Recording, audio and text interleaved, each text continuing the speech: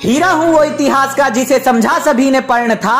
मैं एक कौरव योद्धा हूं, नाम मेरा विकर्ण था। द्वापर के उस काल में मेरा साक्ष्य अमर मिलता है। मैं ही तो वो कमल हूं जो कीचड़ में खिलता है। अरे महाभारत के उस युद्ध में सबके अपने रंग थे और चंदन का मैं वो वृक्ष था जिस पर लिपटे सो भुजंग थे। अरे कौरवों से होके भी पवित्र मेरा मर्म था। सभी के लिए प्रेम भाव था, किया आजीवन सद्कर्म था। द्युत सभा की गाथा आज अनकही सुनाता हूँ।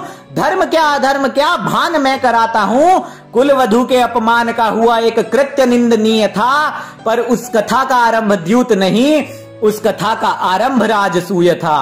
अरे 14 वर्ष पश्चात होगा प्रचंड महायुद्ध, ऐसा नक्षत्रों का लग्न था। धर्मराज के राजसूय में पधारे वेदव्यास का मन, इसी कारण चिंता मग्न था। दिया वचन उनको धर्मराज ने, प्रयत्न करूंगा ये घटना कभी ना घटे। अरे लाखों मासूमों के सर से पिता का छत्र कभी ना हटे। बोले धर्मराज जितना भी हो सका उतनी बात दुर्योधन की मान लूंगा। किसी महायुद्ध के भेष में ना लाखों योद्धाओं की जान लूंगा। खुद से भी अधिक लोक कल्याण से है प्यार मुझे। अरे मेरे प्राण भले चले जाए, किसी और के कुल का दीपक कभी ना बुझे।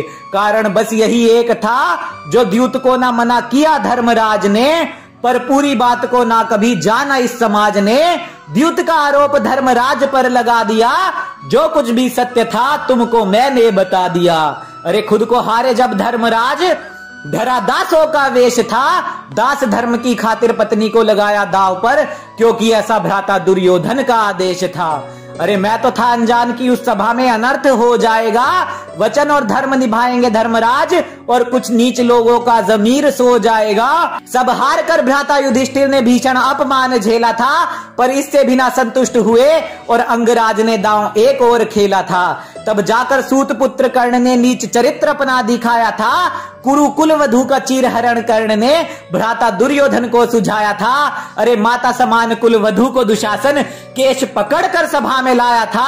मैंने इस नीच कृत्य का विरोध किया, पर दुख है मैं उन्हें रोक नहीं पाया था। अरे इस अमानवीय कृत्य का मैंने बहिष्कार किया। सभा को त्यागना उचित समझा, न तनिक भी विचार किया। द्रोण भीष्म जैसे योद्धा भी हुए शर्मसार थे। अरे द्रौपदी निर्वस्त्र ना कोई कर सका, पर मानवता के मूल्य हुए तार तार थे। गुरु द्रोण और पितामह भी फूट फूट कर रोए थे। कुरु कुल वधु के उस अपमान से सौभाग्य कुरु वंशियों के सोए थे। पाप का साक्षी बनने की सजा सभी ने पाई थी।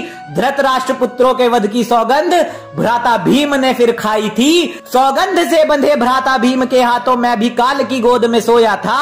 अरे मैं वो ही विकर्ण हूँ जिसकी मृत्यु पर पवन पुत्र भी फूट फूट कर रोया था। अरे मेरे छोटे से जीवन से बस ले लो एक सीख तुम, नारी के दोषियों को कभी मत दो प्राणों की भीख तुम। दुष्कर्मियों को पहले फांसी हो सुनवाई उसके बाद हो, और निर्भया और चैत्रा जैसे मासूमों के साथ ना कोई जघन्य अपराध हो, ना कोई जघन्य अपराध हो।